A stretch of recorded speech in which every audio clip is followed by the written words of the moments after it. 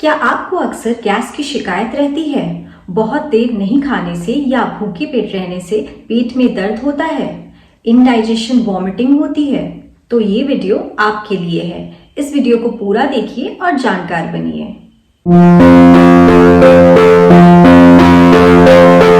Hello friends, hope you are healthy and doing well.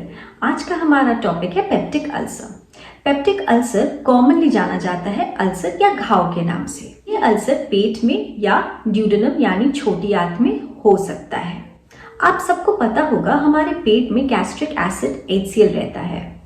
ये HCl हमारे खाने को तोड़ने में और डाइजेशन में हमारी मदद करता है। लेकिन अगर किसी भी कारण ये गैस्ट्रिक एसिड ज़्यादा अमाउंट में बनने लगे तो ये हमारे डाइजेस्टिव सिस्टम की जो म्यूकोसा लाइनिंग है यानी जो अंदर का लेयर है उसको नष्ट कर देता है और इससे अल्सर हो सकता है। अल्सर के लिए मोस्ट कॉमन कॉज है H. Pylori bacteria.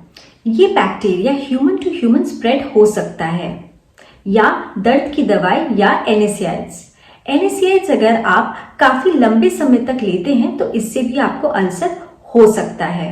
इसके अलावा अल्सर के लिए काफी सारे रिस्क फैक्टर्स हैं, जैसे कि सिगरेट स्मोकिंग, बहुत ज्यादा मात्रा में अल्कोहल पीना, stress, hot and spicy food या मसालेदार खाना या फिर बहुत लंबे समय तक भूखे रहना।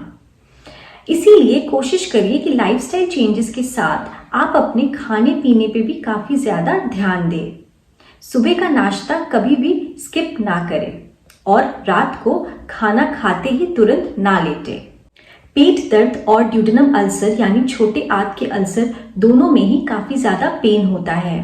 इसीलिए पेशेंट्स कभी कभी घबरा जाते हैं ये सोच के कि कहीं उन्हें चेस्ट पेन या दिल की कोई समस्या तो नहीं, क्योंकि चेस्ट पेन और अल्सर का पेन दोनों ही लेफ्ट साइड यानी बाएं साइड में रेडिएट होते हैं।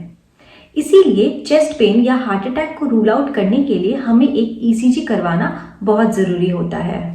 गैस्ट्रिक अल्सर या पेट का अल्सर मोस्ट कॉमनली पेट के इस हिस्से में होता है। इसे हम लेसर कर्वेचर बोलते हैं। इसमें खाना खाने के 30 मिनट से 1 घंटे के बाद पेट में दर्द होता है। इसीलिए पेशेंट सोचते हैं कि उन्हें खाना खाने के कारण पेट में दर्द हो रहा है, इसीलिए वो खाना अपना कम कर देते हैं और ओवर द मंथ्स उनको वेट लॉस हो जाता है। गैस्ट्रिक अल्सर में कैंसर होने के चांसेस ड्यूडेनम अल्सर से ज्यादा हैं। आइए जानते हैं अब ड्यूडेनम अल्सर के बारे में। ड्यूडेनम अल्सर ड्यूडेनम के शुरुआती हिस्से में होती है। इसमें अगर हम बहुत देर तक खाना ना खाए या भूखे पेट रहे तो दर्द होता है, इसीलिए इसको हंगर पेन भी बोलते हैं। गैस्ट्रिक एसिड जो हमारे पेट में होती है वो ड्यूडेनम में आती है और जो अल्सर होता है ड्यूडेनम में उसको इरिटेट करती है, लेकिन खाना खाते ही वो गैस्ट्रिक एसिड खाने के साथ मिक्स हो जाती है और ड्यूडेनम में जो अल्सर है उसको इरिटेट नहीं करती है और कोई दर्द नहीं होता है। इसीलिए पेशेंट्स सोचते हैं कि खाना खाते ही उनको पेट दर्द ठीक हो जाता है, इसीलिए वो रेगुलर इंटरवल पे खाना खाते हैं और ज्यादा खाते हैं, जिससे कि उनका वेट गेन हो जाता है। ड्यूडेनम अल्सर कैंसरस नहीं है, लेकिन गैस्ट्रिक अल्सर जैसे मैंने आपको कहा था कैंसरस है। गैस्ट्रिक अल्सर और ड्यूडेनम अल्सर दोनों में ही दर्द के अलावा हार्ट बर्न यानी सीने में जलन या फिर नौशिया वॉमिटिंग हो सकता है। इसमें काफी ज्यादा कॉम्प्लिकेशंस भी हो सकते हैं, जैसे कि bleeding most commonly duodenum ulcer में होता है, या फिर परफोरेशन यानी कि होल हो जाना। अगर अल्सर आपके किसी भी नियर बाय ऑर्गन को पेनिट्रेट कर देता है तो उसमें होल हो जाता है, यानी वो बहुत ज्यादा जानलेवा हो जाता है। इसीलिए अगर आपको खून की उल्टी हो या बहुत तेज पेट में दर्द हो या आपकी लैट्रिन काली हो तो तुरंत अपने डॉक्टर को दिखाएं।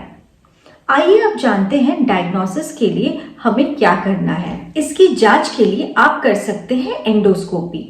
एंडोस्कोपी में आप देख सकते हैं कि अल्सर का साइज कितना बड़ा है और ये किस लोकेशन में एग्जैक्टली है।